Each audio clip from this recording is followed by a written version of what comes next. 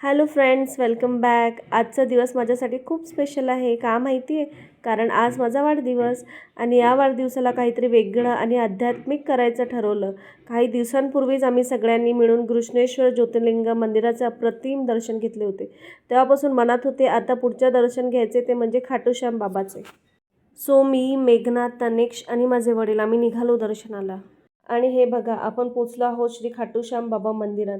मंदिर इतके सुंदर आणि मनमोहक आहे की तिथे पाय ठेवताच मन अगदी प्रसन्न झाले.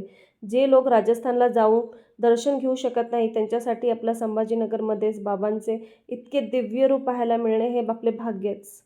सगळ्यात चांगली गोष्ट म्हणजे इथे जास्त गर्दी नव्हती, त्यामुळे आम्हाला अशा खूप शांततेत अगदी जवळून खाटूश्याम बाबांचे दर्शन घेता आले.